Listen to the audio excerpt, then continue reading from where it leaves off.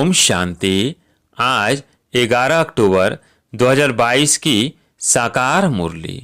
आज बाबा ने कहा, मीठे बच्चे, तुम रूहानी ब्राह्मणों का आपस में बहुत बहुत प्यार होना चाहिए। आपस में मिलकर राय निकालो कि कैसे सभी को सत्य बाप का परिचय दे। प्रश्न, बच्चे किस निश्चय के आधार पर अपना भाग्य ऊंचा बना सकते हैं? उत्तर, पहले जब बुद्धि में यह निश्चय बैठे कि यहाँ पढ़ाने वाला स्वयं परमात्मा है, उनसे हमें सौभाग्य लेना है, तब पढ़ाई रोज पढ़े और अपना सौभाग्य ऊंचा बना सके। बाप की सीमत है कि बच्चे, तुम्हें किसी भी हालत में रोज पढ़ना है। अगर क्लास में नहीं आ सकते हो तो भी घर में मुरली पढ़ो। गीत है, तो प्यार का सागर है। ओम शांति। आत्माएं अर्थात बच्चे जान गए हैं कि हम आत्मा बिंदी मिसाल है, एक स्टार मुआफिक है, लेकिन जो आत्मा है वो सेल्फ के बाप को कैसे रियलाइज करे। दुनिया में कोई भी न अपने को न बाप को जानते हैं। तुम जानते हो हम आत्मा बिंदी है, कितनी छोटी है, बाप भी इतना छोटा है। आत्मा से परमात्मा बाप कोई बड़ा नहीं है। शरीर तो छोटा बड़ा होता है। अब तुम शिव बाबा की याद में बैठे हो। भल कोई ये जान भी जाए कि आत्मा छोटी बिंदी है, परंतु उसमें 84 जन्मों का पाठ है, वंडर है ना। जब तक आत्मा शरीर का आधार न लेवे तब तक पाठ बजा ना सके। वैसे परमात्मा भी हम आत्मा के मुआफिक छोटा है, परंतु बाप क्यों कहा जाता है? क्योंकि वह सदा पावन है। वह परमात्मा को न जानते भी उनको बाप कहते हैं। जैसे तुम समय से याद करते हो वैसे वह भी याद करते हैं। इतने जो भगत है सबका भगवान एक है। जिसको पतित पावन कहा जाता है तो पतित है अनेक और पतित पावन है एक। साधु संत महात्मा भी बुलाते हैं, उनको गॉड फादर कहते हैं। तो सबका फादर ठहराना। फादर को पति से पावन बनाने आना पड़ता है। पावन बनने का उपाय वही बताते हैं, क्योंकि आत्मा पर पापों का बोझा चढ़ा हुआ है। हम सिर्फ लिख दें कि बी होली, परंतु ऐसे स्लोगन लगाने से कोई फायदा नहीं, क्योंकि बाहर वाले तो समझ न सके, बाकी तुमको तो समझाया हुआ है। तुमको स्लोगन की क्या दरकार है? इसका अर्थ है पवित्र बनो, बाबा को याद करो। जब तक किसको समझाया नहीं जाए तब तक कोई समझ ना सके। योग में रहने से पवित्र बन सकते हैं। कहते हैं हिज होलीनेस, यह पवित्रता का टाइटल है। सन्यासियों को होली कहते हैं क्योंकि विकार में नहीं जाते हैं। भल वह पवित्र रहते हैं, ब्रह्म को याद करते हैं, परंतु जन्म विकारियों के पास लेना पड़ता है। तुमको तो कहा जाता है पवित्र रहो और शिव बाबा को याद करो। सन्यासी अपने को कर्म सन्यासी कहलाते हैं, परंतु कर्म का संन्यास होता नहीं। कर्म संन्यास तब हो जब देह ना हो। देह बिगड़ तो घर में परम धाम में रहते हैं। यहाँ कर्म का संन्यास कैसे हो सकता है? यह कहना भी झूठ है। वो कहते जो गृहस्थी कर्म करते वो हम नहीं करते। गृहस्थियों का कर्म तो बहुत है, यज्ञ तप तीर्थ आदि करते हैं। वो सन्यासी भी करते हैं। बाकी फर्क सिर्फ यह है कि वो कमाई कर खाना घर में पकाते हैं। सन्यासी यह नहीं करते हैं, वो मंगाकर खाते हैं, क्योंकि उनका हठ योग है। हठ योग से परमात्मा से मिल नहीं सकते। जब बाप आए तब तो उनसे कोई मिल सके, और जब तक बाप न आए तब तक पावन दुनिया की स्थापना भी हो न सके। कितना समझाते हैं फिर भी समझते नहीं हैं। बच्चे समाचार लिखते हैं, इतने इतने आए। अब देखें कौन कौन अपना सौभाग्य लेते हैं। आते बहुत हैं, परंतु बुद्धि में यह नहीं बैठता कि इन्हें पढ़ाने वाला परमपिता परमात्मा है। हमको उनसे सौभाग्य लेना है। कोई मास में 8 से 10 दिन भी आते हैं, कोई नहीं भी आते हैं तो नहीं लिखते। अगर कोई नहीं आता है तो मुरली पढ़ता है, वह नहीं, किसी भी हालत में रोज पढ़ना पड़े। जैसे जब साहेब सुखमनी छोटे छोटे बनाते हैं, समझते हैं कैसे भी पढ़ सके। तुम समझते हो उस पढ़ने से क्या प्राप्ति होगी? कुछ नहीं। करके थोड़े समय के लिए बुद्धि ठीक होगी, परंतु बाप से कोई मिल न सके और फिर विकारों में फंस जाते हैं, तो फिर उनसे कोई प्राप्ति नहीं। कहते हैं विनाश काले विपरीत बुद्धि। बरोबर अब विनाश का समय है और कोई भी परमात्मा को नहीं जानते।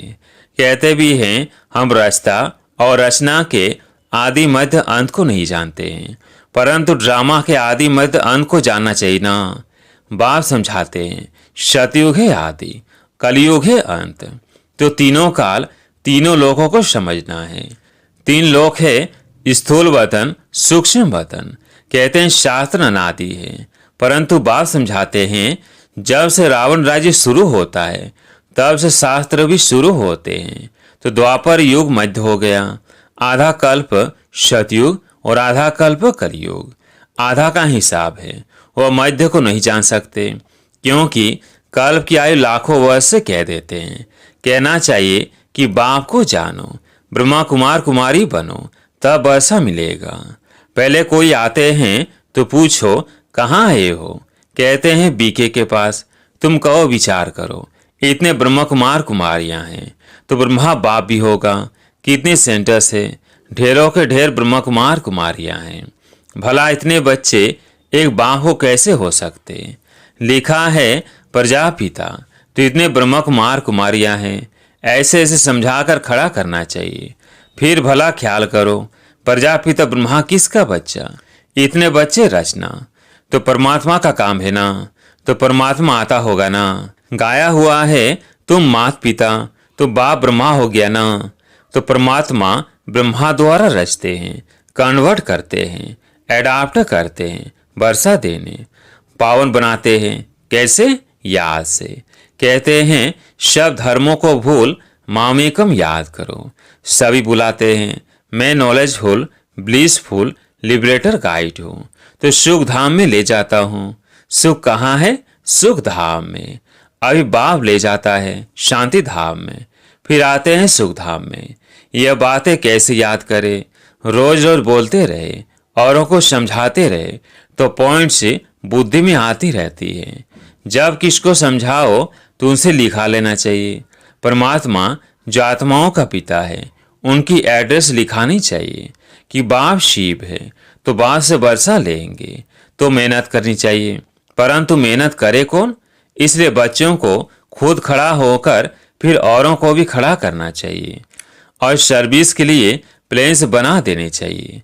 जैसे मिलिट्री के बड़े कमांडर्स आपस में मिलते हैं ना, तो यहाँ भी बच्चों को मिलना चाहिए, परंतु क्या करें, आपस में मिलते नहीं हैं। वास्तव में तुम ब्राह्मणों का आपस में बहुत प्यार होना चाहिए। कोई राय निकालनी चाहिए, कैसे किसको समझाए। देखो लक्ष्मी नारायण के कितने मंदिर हैं, तो मंदिर बनाने वालों को मिलना चाहिए कि आपने यह मंदिर बनाया है, परंतु जानते हो कि इन्होंने राज्य कैसे पाया, फिर राज्य कैसे गंवाया। श्री कृष्ण का चित्र बहुत अच्छा है, इसमें 84 जन्मों की कहानी बड़ी अच्छी है। सिर्फ यह चित्र बड़ा बनाना चाहिए। बाबा कहते हैं कोई आए तो युक्ति से पूछना चाहिए कि आपने गीता पढ़ी है, फिर भला बताओ गीता का भगवान कौन है, तो ऐसे युक्ति से समझाना चाहिए।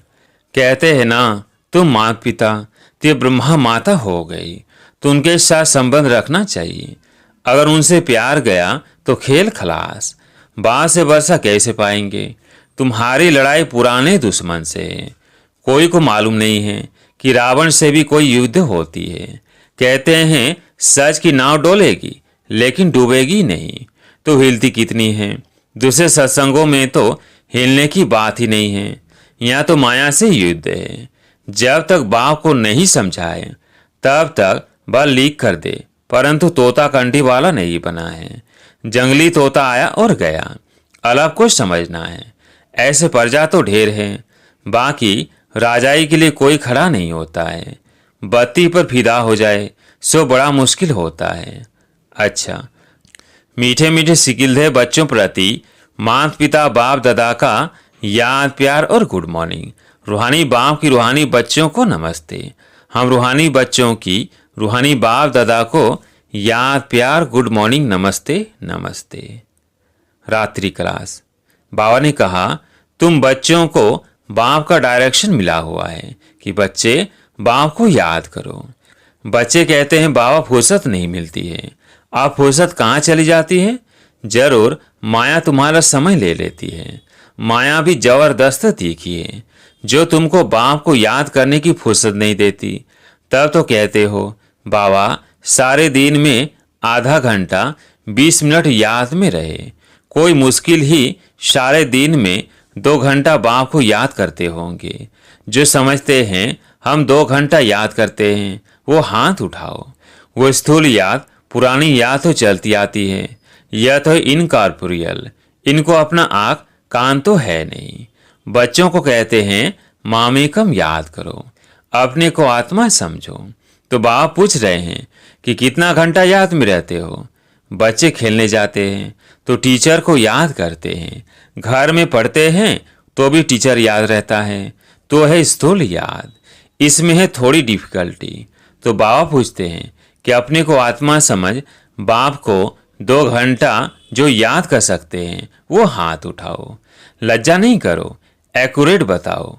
तुम यहाँ बैठते हो, बाबा मुरली चलाते हैं तो बुद्धि दूसरी तरफ चली जाती है ना। इतना बुद्धि में धारण भी नहीं होता है। जैसे यहाँ सुबह में 1 घंटा बाबा समझाते हैं, तो क्या वो 1 घंटा बाबा को याद करते हो या बुद्धि बाहर में चली जाती है? बरोबर नंबरवार पुरुषार्थ अनुसार बुद्धि कहाँ न कहाँ चली जाती है। सारा नहीं सुनते हैं। अगर सारा बैठ करके सुने और नोट करते रहे तो बाबा कहेगा हाँ इनका योग ठीक है। तो सुनते समय अटेंशन देना है और पॉइंट से पूरा लिखना है। अगर लिंक टूटेगी तो पॉइंट भूल जाएगी। बाप समझाते हैं बच्चे हार्ट फेल की मौत बहुत मीठा मौत है। इसमें तेरा मेरा फेरा कुछ भी नहीं है। बैठे बैठे ये गिरा, बेहोश हुआ, खलास, बस फिर होश में आई ही नहीं। यह बहुत अच्छा मौत है। बाकी मनुष्य तो रोते पिटते हैं और तुम तो खुश होंगे, अरे वाह इनका मौत बड़ा सहज हुआ, इनको कोई दुख नहीं हुआ। अगर मौत हो तो ऐसा हो, नहीं तो दवा नर्स यह वो बहुत होते हैं ना। इसलिए जो बैठे बैठे अपनी इस पुरानी जूती को छोड़ दे, कर्मातीत अवस्था हो, ऐसे ही शरीर छोड़े तो सबसे अच्छा है। तुम आगे चल करके देखेंगे अनायास बॉम्ब से छूटेंगे और सब बैठे बैठे चले जाएंगे। चेहरा भी हर्षित होगा। जैसे कभी कभी अच्छे मौत होते हैं तो देखने वाले कहते हैं कि यह तो जैसे जागता है, यह तो हर्षित है। ऐसे तो कोई कह नहीं सकेंगे कि यह मर गया है। आत्मा हर्षित होके जाती है ना। तो आत्मा में अगर हर्षितपना होगा तो चेहरे पर बाहर से दिखाई तो पड़ेगा ना। आत्मा कोई खत्म तो नहीं होती है। आत्मा शरीर छोड़ती है तो बड़ी खुशी से यह शरीर हंसते हुए छोड़ देगी। इसको कहा जाता है कर्मातीत अवस्था। वही इतना ऊंच गाए जाते हैं। तुम बच्चों को ऐसे ही जाना है। शरीर की कोई परवाह नहीं है और दूसरी कोई चीज याद नहीं आवे। इसको कहेंगे सबसे मीठा। आप ही शरीर छोड़ना, इसलिए सर्प का मिसाल भी देते हैं। सतयुग में ऐसे होता है जो खुशी से शरीर छोड़ते हैं। तो प्रैक्टिस यहाँ से होगी, पीछे वो प्रैक्टिस चलती रहेगी। तुम बच्चे बाप को कितना प्यार से याद करते हो। अंग्रेजी में कहा जाता है मोस्ट बिलवेड, परम प्रिय, बहुत मीठा। लोगों को तो परम प्रिय मोस्ट बिलवेड कह नहीं सकते। बाप कहते हैं बच्चे मैं तुम्हारा बाप भी हूँ, टीचर भी हूँ और गुरु भी हूँ। तुम कभी टीचर को भूलो तो बाप को याद कर सकते हो। बाबा गाइड है। गाइड को पंडा भी कहा जाता है। वह दुख से लिबरेट करने वाला, शांति धाम में ले जाने वाला है। उसके पीछे है सुख धाम। तो तुमको यह ज्ञान घास मिलता है, फिर इसको विचार सागर मंथन करते रहो। जैसे गाय का मुख चलता रहता है, तुम्हारा मुख तो चलने की दरकार नहीं है। बाकी अंदर में सब कुछ याद करना है। जैसे तुम हो ऐसे हम हैं। हमको तो और भी कम घंटे मिलते हैं क्योंकि हमारा बुद्धि योग बाहर में बहुत जाता है। कभी कोई की चिट्ठी आई, फलाने की खींचपीट है, यह है वह है, तो सारा दिन उस तरफ बुद्धि जाती है। परंतु शायद बच्चों से जाती बाबा को सहज है, क्योंकि बगल में अर्थात साथ में रहता है। जब बाबा भोजन खाने के लिए बैठते हैं तो सोचते हैं, अच्छा मैं बाबा को याद करता हूँ। 2 से 3 मिनट याद रहती है, फिर भूल जाता हूँ। याद हवा मुआफिक उड़ जाती है।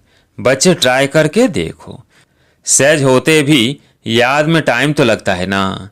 अच्छा, मीठे मीठे सिकिलधे रूहानी बच्चों प्रति रूहानी बाप व दादा का दिल व जान, सीख व प्रेम से याद, प्यार और गुड नाइट। मीठे मीठे सिकिलधे रूहानी बच्चों प्रति रूहानी बाप को नमस्ते। हम रूहानी बच्चों की रूहानी बाप दादा को याद, प्यार, गुड मॉर्निंग, नमस्ते नमस्ते। धारणा के लिए मुख्य सार।